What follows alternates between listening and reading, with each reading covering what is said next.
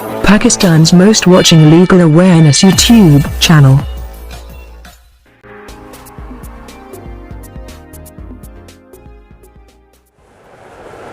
Hello friend and viewers, I hope all are fine. This is Mobushar Iqbal Chohan, Advocate High Court and Legal Lecturer. Section wise series के अंदर आज हम पढ़ेंगे Pakistan penal code PPC, या इसको India के अंदर आईपीसी भी कहा जाता है। हमारा चैप्टर, हमारा टॉपिक बहुत ज़्यादा इंटरेस्टिंग है। ये बेसिकली कत्ल का टॉपिक है। इसका एक लेक्चर हमने इससे पहले अपलोड कर दिया है, कत्ल अमद। उसके अंदर हमने डिटेल डिस्कशन की। कत्ल अमद के अंदर वली कौन होगा, कत्ल अमद के अंदर किसास कब होगी, कत्ल अमद के अंदर लाइफ इम्प्रिजनमेंट या 25 ईयर या एक्सटेंड टू 25 ईयर इम्प्रिजनमेंट कब होगी, कौन माफ़ कर सकता है, वली कौन हो सकता है, वली का क्राइटेरिया क्या होगा। अगर वली ही कत्ल कर दे, यानी कि जो विक्टिम है, जो मजरूब है, जिसको कत्ल किया गया है, जिसको तकलीफ़ पहुंचाई गई है, जिसका मर्डर हुआ है, उसका मर्डर करने वाला, उसका जो कातिल है वो उसका बाप है, उसका भाई है, जो उसका वली है हकीकी मायनों में, तब सज़ा क्या होगी उस शख्स को। और अगर कत्ल करने वाला बच्चा है या इनसेंस है, तब सज़ा क्या होगी। तो इन तमाम चीज़ों के ऊपर हमने ब्रीफ डिस्कशन की थी, कत्ल की तमाम, सिर्फ एक कत्ल अमद के इन 10 सेक्शंस के ऊपर, ताकि कत्ल अमद की तमाम बारीकियों को आप अच्छे से समझ जाएं। अब इसी कत्ल का दूसरा पार्ट हम अपलोड करें, जिसके अंदर आज हम कत्ल शबी अमद, कत्ल खता और कत्ल बेसबब को डिटेल डिस्कस करेंगे। चूँकि मोस्ट इंपॉर्टेंट था कत्ल अमद, उसके ऊपर हमने एक अलग से पूरा डिटेल लेक्चर बनाया है। इन 3 कत्ल्स को हम इकट्ठे लेक्चर के अंदर डिटेल डिस्कस करेंगे।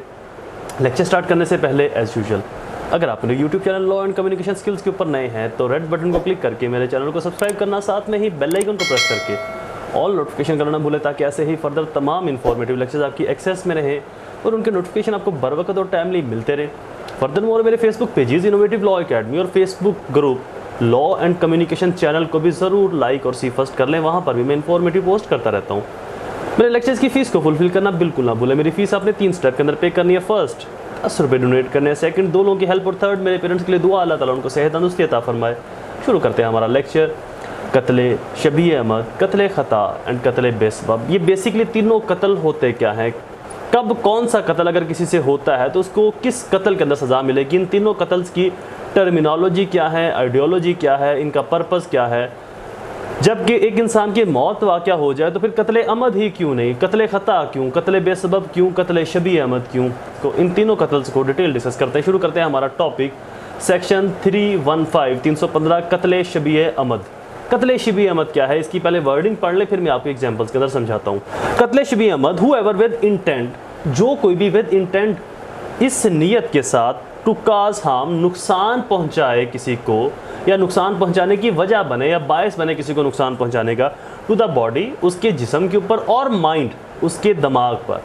अच्छा, माइंड की जो इंटरप्रिटेशन है, ये हमारी ऑनरेबल कोर्ट्स ने बहुत बार डिटेल डिस्कशंस की, बहुत से केस लॉज के अंदर इसके ऊपर डिस्कशन की गई है कि माइंड क्या है। माइंड से मुराद सिर्फ दिमाग नहीं है, माइंड से मुराद दिमागी तौर पर नुकसान पहुँचाना, किसी को इन्फ्लुएंस के अंदर ला के, किसी को टॉर्चर करना, किसी को डिफरेंट वे से डराना, धमकाना, जिससे वो दिमागी तौर के ऊपर दिमागी मरीज़ बन जाए। और इस दौरान अगर वो सुसाइड अटेम्प्ट करता है, जनरली होता है ना कि कोई औरत, कोई लड़की किसी लड़के के प्यार मोहब्बत में सुसाइड कर लेती है, या कोई लड़का भी किसी लड़की के प्यार मोहब्बत में सुसाइड कर लेता है। किसी को दिमागी तौर के ऊपर इतना टॉर्चर करना कि अगर वो कत्ल कर ले तो उस शख्स के ऊपर भी कत्ल शबी अमद अट्रैक्ट कर जाएगा। 315 उसके ऊपर अट्रैक्ट कर सकता है अगर इस मोटिव को प्रूफ कर दिया जाए कि इसकी मौत उस शख्स की वजह से हुई है, क्योंकि उसने इसको टॉर्चर दिमागी तौर के ऊपर इतना किया था। तो लिहाजा ये चीज़ भी मैं इजाफा करता चलो, एडिशन करता चलो यहाँ पर। माइंड से मुराद दिमाग पर चोट पहुँचाना सिर्फ नहीं, माइंड से मुराद किसी को दिमागी तौर के ऊपर, यहाँ पर वर्ड हार्म यूज़ हुआ है, तो हार्म जिस्म पर तकलीफ़ की सूरत में आता है और दिमाग पर टॉर्चर की सूरत में आता है, टॉन्ट तंज की सूरत में, या किसी को इस तरह की तकलीफ़ इज़ा पहुँचाना। अक्सर इस तरह के वाक़यात सोशल मीडिया के ऊपर रोज़ सुनने में आते हैं कि लड़के ने शादी का वादा किया और शादी किसी और से कर ली और लड़की ने इस दुख में सुसाइड कर लिया। सेम ये वाक़यात भी आते हैं कि लड़की ने लड़के से शादी का वादा किया और किसी और से शादी कर ली और लड़के ने सुसाइड अटैम्प्ट कर लिया। तो इन दोनों सूरतों में अटैम्प्ट नहीं, सुसाइड डन कर लिया। सुसाइड के ऊपर भी मैं अभी लेक्चर बनाता हूँ कि सुसाइड अटैम्प्ट करने की क्या सज़ा है, बच जाने की क्या सज़ा है, और डन कर देने की क्या सज़ा होगी। ये एक वाहिद जुर्म है जहाँ पर अगर आप डन कर देते हो ये जुर्म तो सज़ा नहीं है, अगर जुर्म नहीं आपसे होता तो देन आपको सज़ा है। तो लिहाजा किसी को दिमागी तौर पर टॉर्चर करना भी इस सेक्शन की सेंस के अंदर आएगा। उस शख्स के ऊपर भी ये सेक्शन अट्रैक्ट कर सकता है। Mind of any person causing death of dead or of any person by means of weapon or any act which is ordinary course of nature is not likely to cause death is said to commit कत्ल अमद। एक आपको वाक़या सुनाता हूँ यहाँ पर example के तौर के ऊपर। एक ऐसा वाक़या था कि एक मजलिस में, एक महफिल में कुछ दोस्त बैठे थे। एक दोस्त ने दूसरे दोस्त का मजाक उड़ाया। जनरली दोस्त इस तरह से मजाक करते रहते हैं एक दूसरे के साथ। जिस दोस्त का मजाक उड़ाया वो इस बात को इतना सीरियस ले गया कि कुछ दिन तक तो उसने लोगों का सामना ही नहीं किया और इवेंचुअली उसने सुसाइड अटेम्प्ट कर लिया। तो ये बात काबिल ज़िक्र यहाँ पर बता दूँ कि टॉर्चर मीन टू से, आपने टॉर्चर से ये मुराद नहीं लेना कि उसको टॉर्चर सेल के अंदर लाकर पीटा जा रहा है, तशद्दुद किया जा रहा है। टॉर्चर से मुराद ऐसा टॉन्ट तंज जिससे आम तौर पर किसी इंसान की मौत वाक़या नहीं होती, लेकिन वो उस चीज़ को इतना सीरियस ले जाए कि उसकी मौत वाक़या हो जाए। तो यहाँ पर सिर्फ मोटिव को प्रूफ करना ही नहीं है, अगर डिफेंस की तरफ से अगर आप बीइंग एडवोकेट हो तो आपने इस मोटिव की रिबर्टल भी करवानी है कि जर्नली इस चीज़ से किसी की मौत नहीं होती। और ये एक आम जनरल सेंस के अंदर, जनरल फ्रेज के अंदर बोला गया मुहावरा है। तो लिहाजा इसके दोनों पहलू होते हैं कि डिफेंस काउंसिल की तरफ से अगर आप वकील हो तो आपने क्या आर्गूमेंटेशन करनी है, प्रोसिक्यूशन की तरफ से अगर आप वकील हो तो आपने क्या आर्गूमेंटेशन करनी है। तो किसी शख्स को पहुंचाया गया किसी शख्स का ऐसा एक्ट, ऐसा हार्म, नुकसान, लाइक ए बी को आम तौर पर थप्पड़ मारने से या बैली में ऐसे पंच मारने से या फिर उसकी चेस्ट के अंदर पंच मारने से, ये चेस्ट का ये वाला जो हिस्सा है जिसके पीछे हमारा सांस लेने का निज़ाम है, अगर यहाँ पर पंच किया जाए। मार्शल आर्ट के अंदर अक्सर हमें ये टेक्निक सिखाई जाती थी कि यहाँ पर आपने कैसे किसी को डिफेंस करना है, कैसे किसी को आपने एक्सट्रीम लेवल के ऊपर जाकर अपने से दूर रखना है या अपनी एक्स्ट्रा नंबरिंग लेनी है। तो एनी फर्दरनेस किसी को ऐसी जगह पर हिट किया जाए जहाँ पर आमतौर पर मौत वाक़या नहीं होती। फॉर एग्जाम्पल सर के अंदर पंच मारा तो पंच मारने से जनरली मौत नहीं होती, लेकिन अगर उस शख्स के अंदर कोई बीमारी है, उसको दमे का मसला है, उसको सांस का मसला है या कोई और बीमारी है जिससे उसके अंदर कुव्वत मुदाफ़त बहुत कम है जो तकलीफ़ इज़ा को बर्दाश्त कर सके और आपको नहीं पता, नुकसान पहुंचाने वाले को नहीं पता और वो उसको नुकसान पहुंचा देता है। फॉर एग्जांपल एक शख्स को बहुत ज़्यादा कमज़ोरी है, आप उसको खंजर मार देते हो या खंजर, चलो ये एक बड़ी एग्जांपल है। एक शख्स को बहुत ज़्यादा कमज़ोरी है, वो दर्द बर्दाश्त नहीं कर सकता, उसको ज़ोर से पंच कर दिया, उसको डंडे से मार दिया कमर पर या जिस्म के किसी हिस्से पर। आम तौर पर डंडे से मारने से या पंच मारने से मौत वाक़या नहीं होती, लेकिन उसके जिस्म का कुव्वत मुदाफ़त इतना कमज़ोर हो चुका है कि वो थोड़ी सी दर्द को भी बहुत ज़्यादा फील करता है, जिससे उस शख्स की मौत वाक़या हो जाए।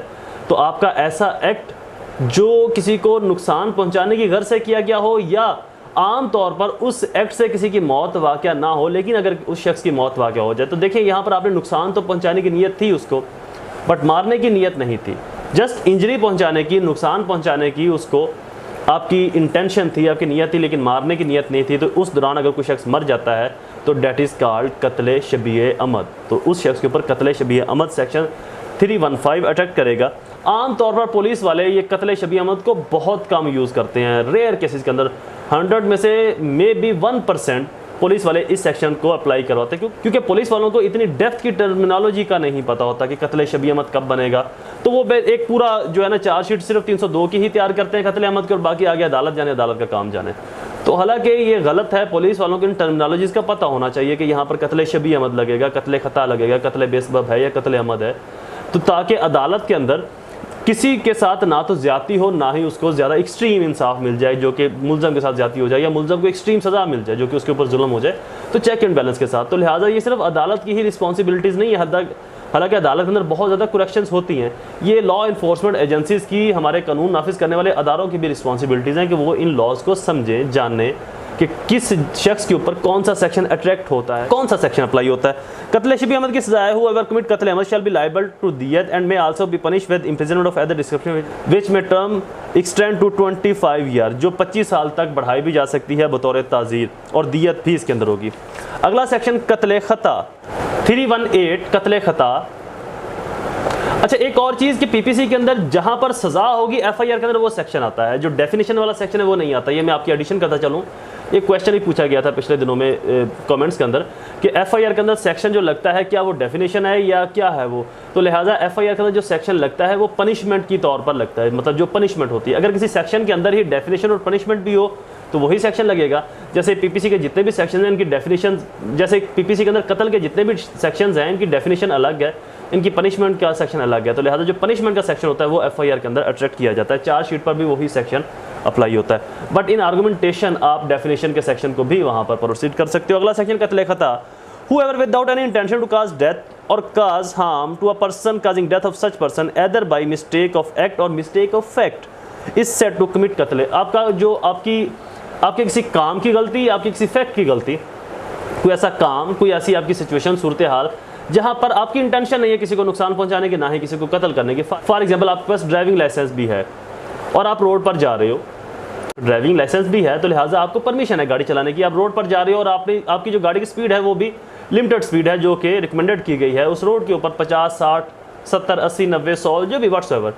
इस दौरान सडनली अगर कोई शख्स आपके आगे आ जाता है और उसकी आपकी गाड़ी से टक्कर हो जाती है, ना आपकी इंटेंशन थी उसको मारने की, आपके पास ड्राइविंग लाइसेंस भी था गाड़ी चलाने के लिए, अगर ड्राइविंग लाइसेंस ना हुआ आपके पास तो देन ये कत्ल खता से निकल के कत्ल बेसबब में चला जाएगा। ये याद रखिएगा कि आपके तमाम एस्पेक्ट लीगल हैं, आपका कोई भी इलीगल काम नहीं, आप लीगल तरीके ऊपर काम कर रहे हैं, लेकिन वो शख्स अपनी गलती से या किसी और सेंस में आपके आगे आ जाए जिससे उस शख्स की मौत वाक़या हो जाए, तो जो शख्स ड्राइविंग कर रहा है उसके ऊपर कत्ल खता का सेक्शन अप्लाई होगा। कत्ल खता की पनिशमेंट, कत्ल खता इज लायबल टू दियत प्रोवाइडेड एट कत्ल is commit by any rash or negligence driving. अगर जो ड्राइविंग आपकी है उसकी स्पीड लिमिट बहुत ज़्यादा है, लाइक रिकमेंडेड है 90 या 80 और आपकी स्पीड लिमिट है 120, 150, या आप नेग्लिजेंटली ड्राइविंग कर रहे हो, कभी ड्रिफ्टिंग कर रहे हो गाड़ी की, कभी इधर ले गए, कभी अक्सर आपने वीडियोस के अंदर सोशल मीडिया पर इस तरह की ड्राइविंग देखी होगी ड्राइवर्स की कि बहुत तेज़ी से या आबादी वाले इलाकों से बड़ी तेज़ी से गाड़ी को गुजार रहे हैं। तो ऐसी सूरत में अगर कोई शख्स ऐसी ड्राइविंग करता है और इस दौरान उसे अगर कोई कत्ल हो जाए तो होगा तो वो भी कत्ल खता, लेकिन उसकी सज़ा बदल जाएगी। उसकी सज़ा क्या है? उसकी सज़ा दियत के साथ साथ 5 साल सज़ा भी मेंशन होगी। कोई रश और नेग्लिजेंस ड्राइविंग करता हुआ किसी का कत्ल कर देता है तो पहले तो अगर आपकी ड्राइविंग नॉर्मल है, आपके पास लाइसेंस भी है, सब कुछ है, तो आपके ऊपर सिर्फ दियत अप्लाई हो, तो उस कत्ल करने वाले शख्स के ऊपर दियत अप्लाई होगी।